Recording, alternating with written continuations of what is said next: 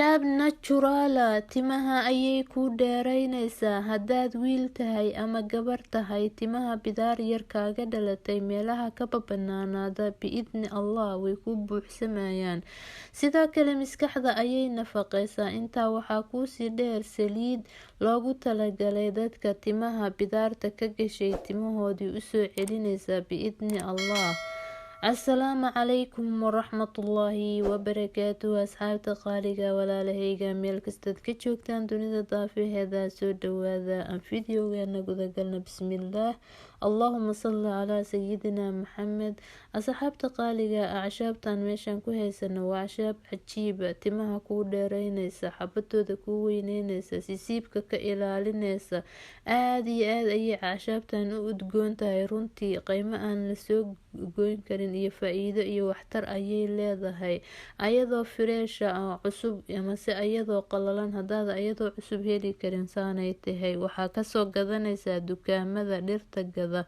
oo ayadoo qalalan saan ayay u egtahay waa geed aad iyo aad faa'iido sare ugu leh timaha runtii oo timaha u wanaagsan faa'iidooyin badanna wuu leeyahay geedkan magaciisa waxaa loo yaqaanaa rosemary qof kasta wuu garanayaa waa geed cajiib ah waxaan ka samaysanaynaa marka koowaad cabitaan ila socda saliid cajabana way noo soo socotaa walaalahayga geedkan aad iyo aad ayuu wuxuu ugu wanaagsan yahay dadka qaba goonjabshaha daanjafka iyo madax xanuunka oo hadaa cabtid aad iyo aad ayuu u wanaagsan yahay oo madax xanuunka ayuu la diriraa subxaanallah aad ugu wanaagsan yahay sidoo kale asxaabta qaaliga geedkan waa geed cajaba oo hadda waxaan ka samaysanaynaa shaahiisa waxaa soo karkarinaya biyo ayaa ka karinaysaa koob ayaa ku shubaysaa walaalahayga geedkan aad iyo aad ayuu ugu wanaagsan yahay dadka wax akhrisanaya haddaba waa asxaabta qaaliga markaa biyaha karkarsan koobka ku shubtid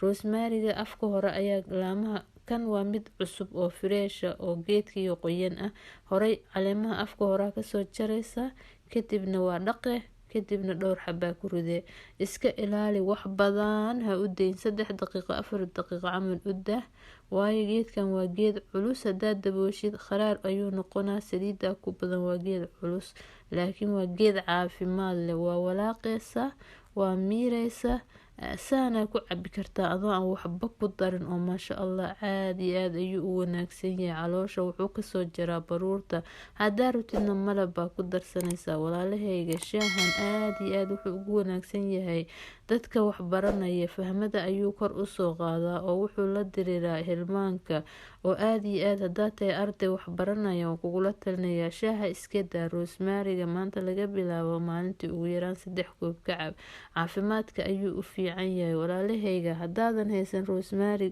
rosemary oo cusub oo daasa ah maxaa sameynay asagoo qalalan midkan qalalan ayaad qaadada barkeeda koobka ku shubaysaa sidii kii hore aan usoo sameynay ayaa usoo sameynaysaa balse hal wax iska ilaali kan dhaqso waa inaa miirtid waa walaaqay 1 daqiiqo camal adeynay waayo dhaqso ayuu cuslaanayaa geedkan saan ku sheegay aad iyo aad ayuu u udgoon yahay barafuunada qaybo kamidoo laga sameeyo ayaa jira marka geedkan wuu udgoon yahay marka dhaqso waa inaa miirtid asxaabta qaaliga walaalahayga geedkan dumarka ayuu aad ugu wanaagsan yahay oo saddex waxyaabood oo dumarka la xiriira ayuu u jira oo u wanaagsan yahay kow asxaabta qaaliga gabadha markay ay qabto caadada dowrada shahriga ah dhiigga haduu mid aad u tiro badan yahay wuxuu sameynayaa wuu ka joojinayaa hadii dhiigeeda caadi yahay laakiin ma cabiso sidoo kale haday ayaamaha caadiga cabto dowradeeda waqtigii ayay u imaanaysaa masbuudna way u noqonayaan masbuud waxaan ka wadaa yacni sax bay ahaanee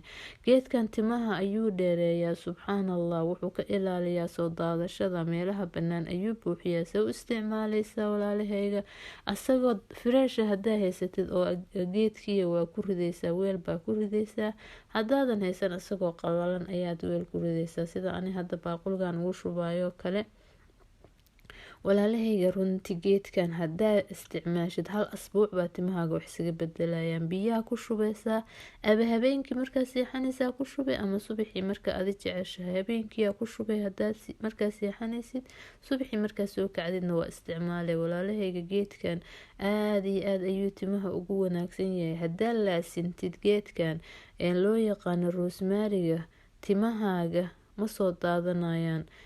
wax weyn a isaga garanay. waa geed udgoon, timaha wuu kuu dheereynaya, meelaha haday ka babanaanan yihiin wuu ka ilaalinaya, kuu buuxinaya. saana u daboolay habeenkii markaa sii seexanaysa waa dhigtay. hadda kan waa daboolaya waa dhigaya subaxii arkaynaa marka subaxi waag bari hadii ilaahay idmo waa idin tusaasuu noqdo. walaalahayga runtii geedkan aada iyo aada ayuu timaha ugu wanaagsan yahay oo waxaan idinkula talinaa inaad ka faa-iideysataan. asxaabta qaaliga markii subaxii uu habeenkii oo dhan daboolnaa saanuu noqday. runtii saliid yar ayaa xataa biyihii korka kasoo martay. udgoonka waxaa u maleysaa inuu barafuun yahay. asxaabta qaaliga maxaa sameynaya waa miireysaa geedka. markaa miidhid maxaa sameynaya timahaaga markaa soo dhaqdid shaambaa ku dhaqday kasoo qaad. markaa shaambada ku dhaqdid oo waxyar joogtid ayaa kusoo biyo raacinay, madaxa kusoo qoynay, waa qalajineysaa. markaa qalajisid waa u daynay maka dhaqaysid waayo waa wax udgoon, wax waxyeelaa male, wax la xaliya male. timaha maasha allah buu kaaga dhigaa oo adaaba ogaan doontid. wuu kuu dheereynaa kow, wuxuu ka ilaalinaa unugyada dhintay oo timaha ayuu nashaad siinaya oo unugyo cusub ayaa kuu soo baxaya meesha timuhu kasoo baxaan. sidoo kaleto timaha aada iyo aada ayuu ugu wanaagsan yahay, makaasii siibanayaan.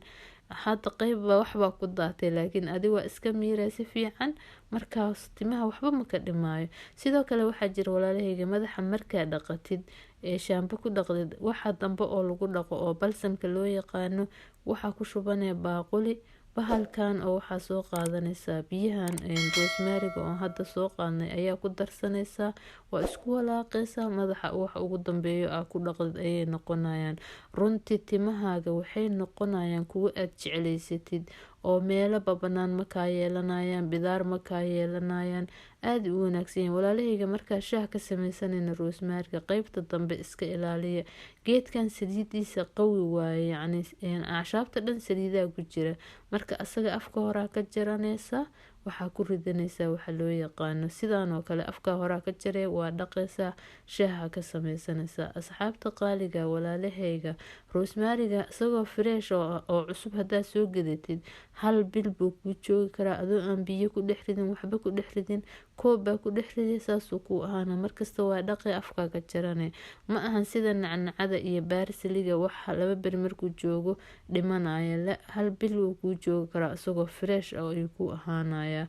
haddana maasha allah meelo badan wadanka kasta waa laga helaa, cajib waaye. asxaabta qaaliga saan oo kale ayaa balsanka koob ugu shubanaysaa, biyihii oo rosemariga aan soo miirnaa ku daree, saasaa u walaaqaysaa, madaxa ku dhaqane. cajib waa ku seexane, waa iska biyo raacine waa ku seexane haddii kale biyihii. walaalahayga geedkan wuxuu daawo u yahay dadka hargabka markay qabaan iyo waxyaabaha neerfayaalka iyo dadka acsaabta maxaa la dhahaa acsaabta neerfayaalka xanuunayaan. sidoo kale dhuuntu markay ku xirantahay hargebka influensada qumanka hadday ku xanuunayaan maxaa sameynaya digsiyaa dab saaray. ani hadda biyo karkarayaan baaquligan ku shubay rosemariga oo fresh haddaa haysatid waa ku shubeysaa, haddaadan haysan kan qalalana ku shubeysaa. digsi baa biyo ku karkarinaysaa, dabkaa saare, guriga dhan udgoon barafuun kuu noqona, waa isku huurinaysaa.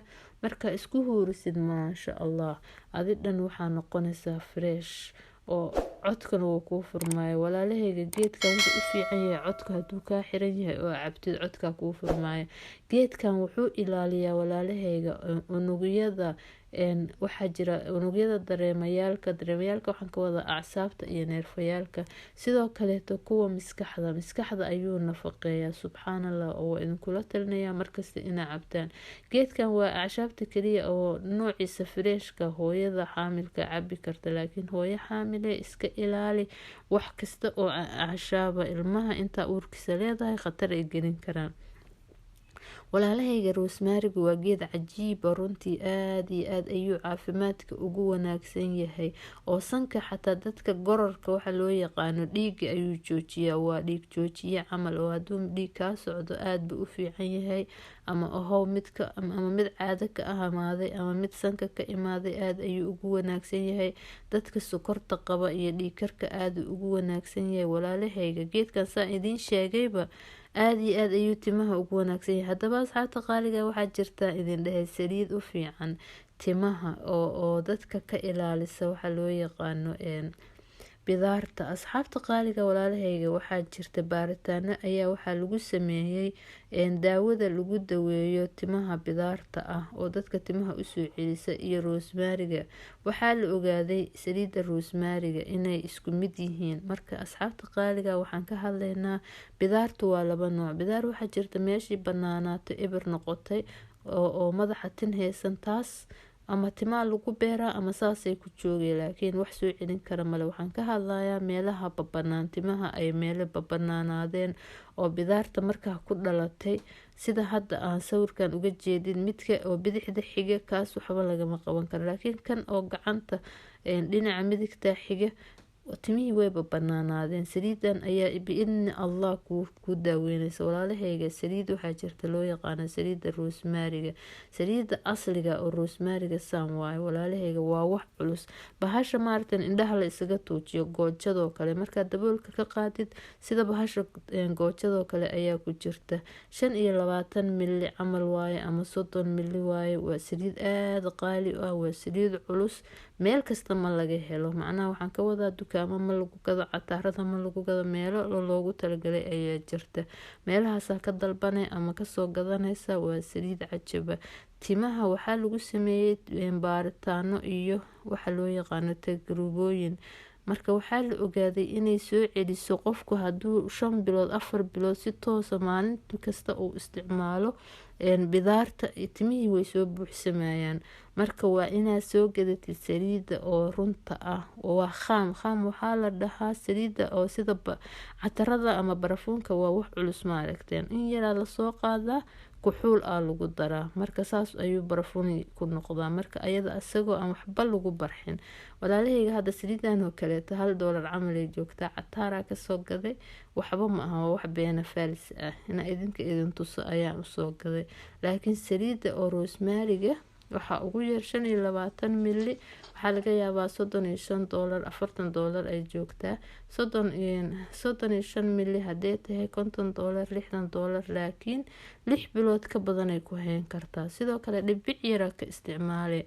asxaabta qaaliga waxaa jira dad hadda rosemarigan oo kale soo qaataan oo ama ha ahaado fresh ama ha ahaado asagoo qalalan, saliiday soo qaadaan noocay rabta haato, ama saliid zaytuun ama saliid saliid way ku dhex ridaan, dabkay saaraan, waxay ku dhahayaan waa saliida rosemariga. ma ahan, laakiin haddaa saa u samaysid timaha way u fiican tahay. laakiin midda oo bidaarta lagu daweynayo waxaa waaye midda originaalka idiin sheegay. waxaan ka wadaa khaam saliid oo waxaa waaye asxaabta qaaliga batroolka marka dhul dabka laga soo saaray, hilibka ayaa lagu darsadaa rosemariga. hadda kan tusaale ayaa idinku soo qaaday walaalahayga. sida hadda batroolka marka lasoo saaro waa khaam, waa wax aan waxba lagu darinin. marka saliida oo runta oo waxaan ka hadlaya ani rosemariga oo aan la barxin, waa wax yar dhalada, laakiin waa wax culus. hal dhibic baa laga isticmaalaa, waa la khafiifina, madaxa loo marinaya. waxay daawo u tahay, waa wax lasoo ogaaday oo timaha ayay kusoo celisaa oo meelaha ka banaanaaday dadka bidaarta gashay. bidaarta weyn ma ahan saa idiin sheegay walaalahayga. rosemariga daawo waaye, subxaanallah. geedka rosemariga loo yaqaano wuxuu daawo u yahay waxa loo yaqaano daanjafka ama goonjabshaha ama madax xanuunka, oo hadaa cabtid ma isku arkaysid, subxaanallah. oo aad iyo aad ayuu geedkan haweenka ugu fiican yahay. walaalahayga geedkan wuxuu u fiican yahay wadnaha oo wuxuu sameeyaa, wuxuu kiciyaa wareega dhiiga oo dhiigaaga si fiican ayuu u shaqeynayaa. sidaa darteed wadnaha ayuu u fiican yahay. dadka kolestaroolka qaba, sokorta iyo dhiigkarka saddexdaba aad iyo aad ayuu roosmaarigu ugu fiican yahay. wuxuu roosmaarigu aad iyo aad ugu fiican yahay dadka uu hayo walwalka iyo hurdo la-aanta oo aad ayuu ugu wanaagsan yahay. sidoo kale saan idin sheegay geedkan aad iyo aad ayuu wuxuu ugu wanaagsan yahay dadka waxbaranaya. xasuusta ayuu kor usoo qaadaa. walaalahayga aad iyo aad uga faa-iideysta roosmaariga. wuxuu dib u dhigaa dadka gabowga in wejigooda laga dareemo dhaqso. saan idin sheegay timaha aad ayuu ugu wanaagsan yahay. ka faa-iideysta asxaabta qaaliga. intaa ayaan jeclaystay inaan idinla wadaago. assalaamu calaykum waraxmatullaahi wabarakaatu.